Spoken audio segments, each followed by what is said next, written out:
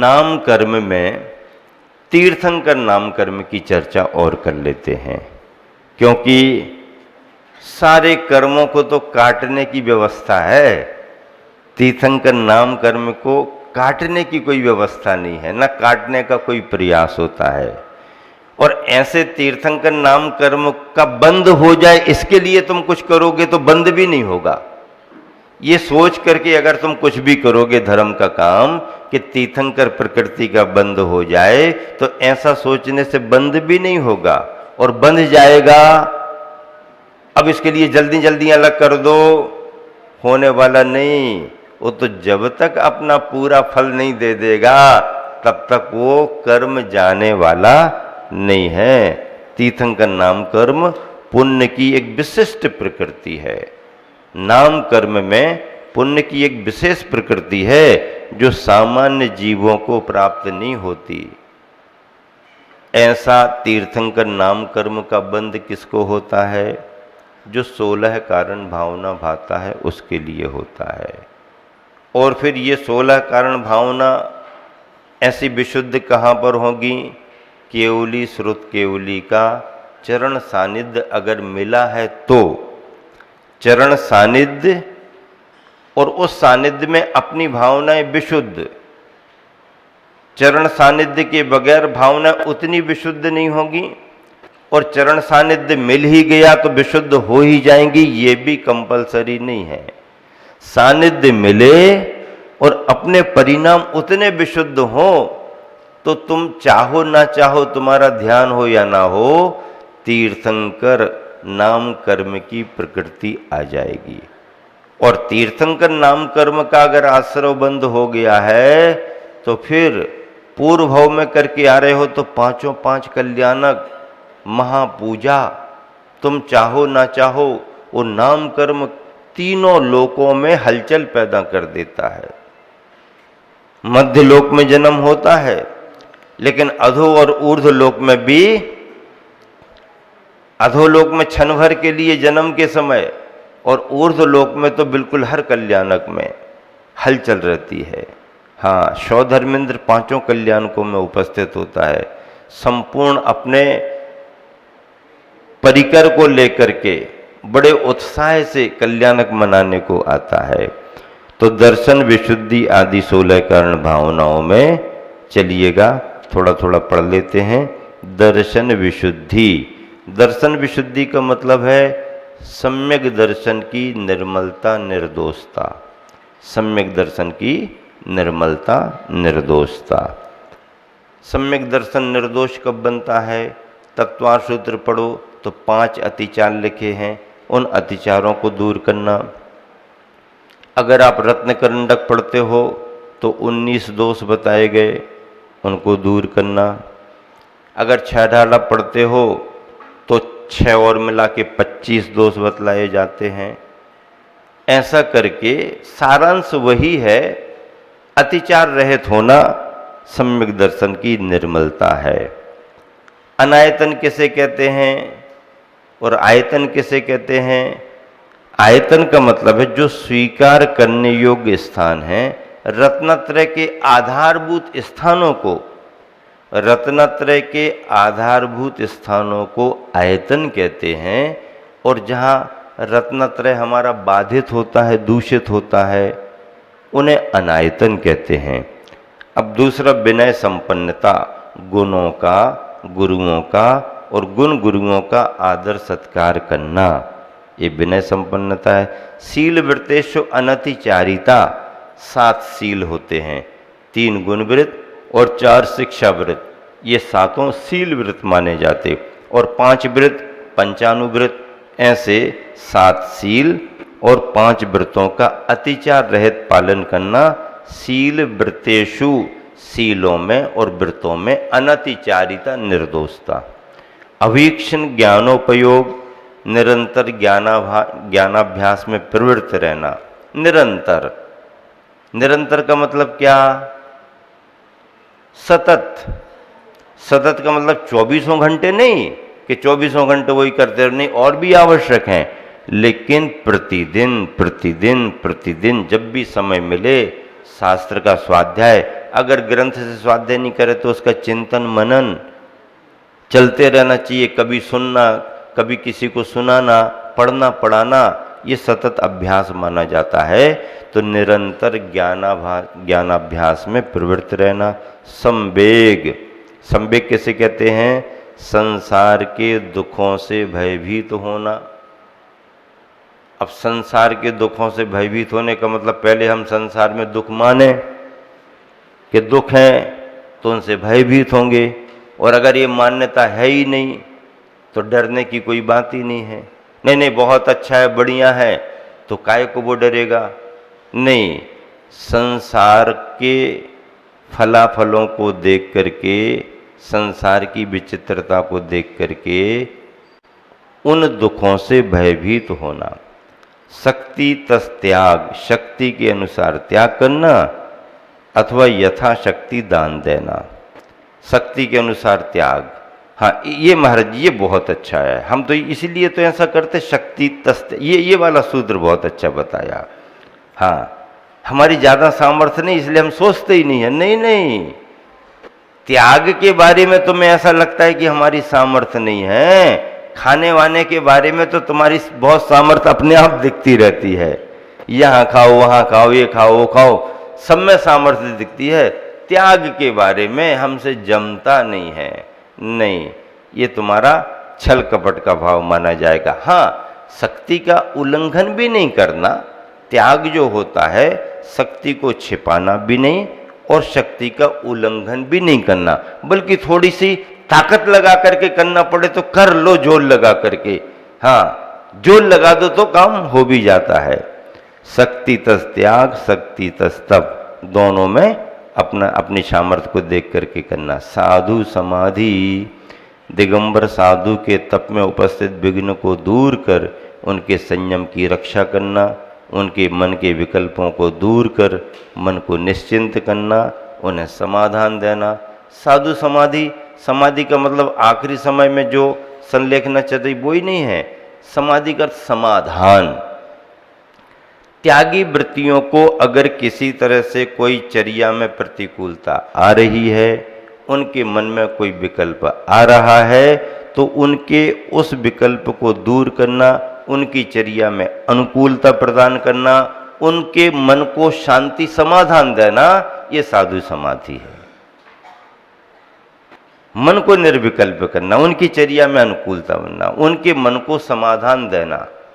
कोई भी दे सकता है, जो समझदार है वो देगा। तो ये साधु समाधि तीर्थंकर प्रकृति के आश्रयों में कारण है। वैयावृत्ति, सेवा वैयावृत्ति आप जानते ही हैं। वैयावृत्ति कई प्रकार की होती है। ये जो आपका सिस्टम है गर्मी सर्दी के हिसाब से, ये तो है ही, लेकिन इसके अलावा उन्हीं जैसी चर्या में यह चित्त सदा अनुरक्त रहे, ये भी वैयावृत्ति मानी जाती है। अगर पिच्छीधारी जंगल जा रहे हैं, अपन को अनुकूलता है, अपन उठना जल्दी चाहें, चले जाओ, तुम्हारा घूमना फिरना हो गया, उनके लिए सड़क पर अनुकूलता हो गई। जब कोई घटनाएं घटती हैं तो हम झंडा लेकर के खड़े होते हैं, और जब कुछ नहीं होता है तो हमें सोने से फुर्सत ही नहीं है, हमें अपने काम धंधे से फुर्सत नहीं है, हमें पूछने की फुर्सत नहीं है। फिर कैसे चलेगा तुम्हारा काम? उनको जरूरत हो या ना हो, तुम्हें अगर अनुकूलता है तो दिन भर में 2, 5, 10 मिनट का सानिध्य तो लो, कभी भी लो, कैसे भी लो।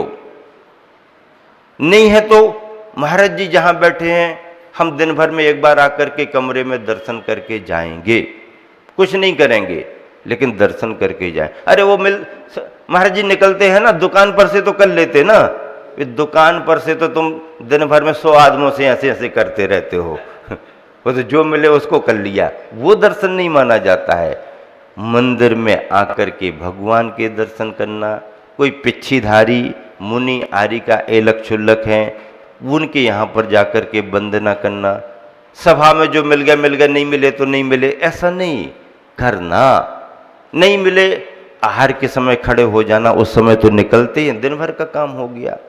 वैयावृत्ति में व्यापार से फ्री हो गए, आप आ जाओ, बच्चों को भेज दो, किसी को भी भेज दो, आएंगे तो कुछ लाभ ही मिलेगा, कुछ दिनचर्या ही सुधरेगी, बिगड़ेंगे नहीं, कुछ ना कुछ सुधार ही होगा। जिसकी जैसी रुचि हो, जिस परिवार में जैसी अनुकूलता हो, नियमावली सबको एक जैसी नहीं होती है, धर्म ध्यान करने के तरीके भी अलग अलग होते हैं। आप किसी भी तरीके से अपना धर्म ध्यान करो, हमारी नज़र में आओ या ना आओ कोई फर्क नहीं पड़ता है, लेकिन तुमने अगर अपना भाव बना लिया और कुछ कर लिया तो तुमने अपना धर्म कर लिया। ऐसा धर्म करना ये क्या है, ये भी वैयावृत्ति मानी जाती। अरहत भक्ति, अरहंत भगवान की भक्ति करना, आचार्य भक्ति, आचार्यों की भक्ति करना, बहुश्रुत भक्ति, उपाध्याय की भक्ति करना, प्रवचन भक्ति, जिनवानी की भक्ति करना, आवश्यक अपरिहानि, 6 आवश्यकों में हानि नहीं होने देना, जो अपने आवश्यक हैं। मुनियों के आवश्यक अलग हैं, गृहस्थों के आवश्यक अलग हैं। मुनियों की आवश्यक आप जानते हो, गृहस्थों के आवश्यकों को बताना पड़ेगा। श्रावक महाराज की आवश्यक तो जानता है, हैं? तुम्हारे आवश्यक अगर भूल गए हो तो बताए, देव पूजा, गुरु उपास्ति, स्वाध्याय, संयम, तपः, दानम, चेतिग्रस्तानाम, षट्कर्माणि। क्या लिखा है अंत में? दिने दिने, महीने महीने नहीं। अभिषेक कर तो लिया था पिछली महावीर जयंती पर, अब अगली महावीर जयंती पर करेंगे। पिछले 10 लक्षणों में कर लिया था, अगले 10 लक्षणों में करेंगे। हम तो पूर्णिमा के पूर्णिमा करेंगे, 14 के 14 करेंगे। ठीक है, आप जितना कर रहे हो उसकी भी प्रशंसा है। अगर साल में एक बार भी तुमने किया तो हम आपकी बुराई नहीं करेंगे, प्रशंसा ही करेंगे, लेकिन प्रेरित ये करेंगे कि भैया और समय बढ़ाओ, और समय बढ़ाओ, और करो, और करो, और फिर प्रतिदिन पर आओ। षट्कर्माणि दिने दिने। कितने लोग अभिषेक करते हैं, देख करके कितनी प्रसन्नता होती है, लेकिन जितने लोग अभिषेक कर रहे हैं इससे 4 गुने 6 गुने लोग आज भी समाज में अभिषेक नहीं कर रहे। रोज की बात कर रहे। होली दिवाली तो कर लेते हैं, कर लेते होंगे, लेकिन जितने लोग अभिषेक पूजन पाठ कर रहे हैं समाज में इनसे डबल चबल आज भी रोज अभिषेक करने वाले नहीं हैं। सप्ताह में भी करने वाले नहीं होंगे, महीने में भी करने वाले नहीं होंगे। कर लेंगे जब कभी कोई पर्व त्योहार आएगा। अब इतने सारे लोग तो करते हैं, भगवान को परेशानी होती है ज़्यादा लोग हो जाएं तो, इसलिए हम दूर से ही सहयोग करते। नहीं भैया ऐसा नहीं, ये तो अपना धर्म है, अपना काम है, करो तो करके तो देखो। अगर करना शुरू कर दिया तो फिर जब जिस दिन करने को नहीं मिलेगा दिन भर मन नहीं लगेगा। आज हमारा छूट गया है, बड़ा छूट गया, कुछ छूट गया, ऐसा छूट गया, वैसा छूट गया है, ऐसा छूट गया है, कर रहे हैं। लेकिन कर रहे हैं लोग, ऐसा नहीं है कि नहीं करते। इतने लोग जब सुबह हमको दिख जाते हैं तो हमारे जाने के बाद भी तो बहुत लोग करते रहते हैं ना। अभी फिर घंटे बजेंगे अभी फिर घंटे बजेंगे, और जब तक हम बाहर से नहीं आएंगे घंटे बजते रहते हैं। सबको काउंट करो ना कितने हो गए। फिर बांसपुर जिनालय में करने वाले अलग हैं, प्रेम नगर में अलग है, इन सब की काउंटिंग करें तो सतना समाज में आज भी पूजा का, अभिषेक का संस्कार बहुत अच्छा माना जा रहा है, बहुत अच्छा है। इतने लोग कर तो रहे हैं ना, नई पीढ़ी भी कर रही है, नई पीढ़ी भी जुड़ रही है, लेकिन जो नहीं कर रहे हैं उनको भी बताना पड़ता है। हमारे कहने से 2-4 भी प्रेरित हो गए तो अपन को भी फायदा हो गया, कोई ना कोई तो पकड़ में आ ही जाएगा। आवश्यक अपरिहानि मार्ग प्रभावना, जिन शासन के प्रभाव को प्रकाशित करना, जिन शासन के प्रभाव को प्रकाशित करना, विस्तार करना, प्रवचन वत्सलत्व और गोवत्स की तरह साधर्मियों से स्नेह करना, सभी के प्रति स्नेह का भाव रखना। ऐसा करने से भले अभी हम छोटे दिखते हैं पर ऐसा करते करते करते करते करते करते करते करते बहुत बड़े हो जाते हैं। हाँ, अपना सोच भी धीरे धीरे बढ़ता है। अपन अपने को और बढ़ाते जाए। जैसे जैसे हम पढ़ते हैं हमारी सोच भी व्यापक होती जाती है। हमारा जो विचार है ना विस्तृत होता जाता है। जैसे आप अपने घर में रहो, सीमित दायरे में रहो, आपका विचार सीमित रहेगा। कुएं का मेंढक रहता ना, क्या? कुएं का मेंढक। कुएं का मेंढक कौन होता है? उसकी दुनिया कुएं में ही है। जब वो कुएं में से निकलता है तब उसका दिमाग ब्रॉडन क्या हो जाता है? क्या होता है? ब्रॉड है।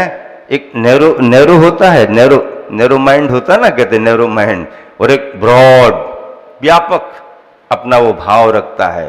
तो कब होता है? जब वो आगे बढ़े आगे बढ़े आगे बढ़े।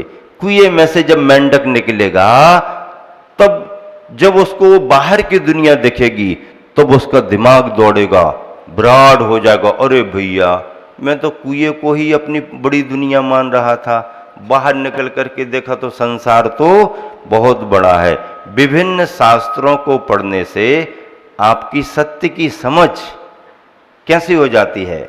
विभिन्न शास्त्रों को पढ़ने से आपकी सत्य की समझ, सत्यता को हमें पहचानना है तो सत्य की समझ कैसी होती है? ब्रॉडन हो जाती है। कैसी हो जाती है? ब्रॉडन। समुद्र के करीब पहुंचते पहुंचते, समुद्र के करीब पहुंचते ही नदी कैसी हो जाती है? बहुत विस्तार को पा जाती है। गुरुवर आचार्य ने लिखा, बल में बालक हूं किस लायक, बोध कहाँ मुझ में स्वामी।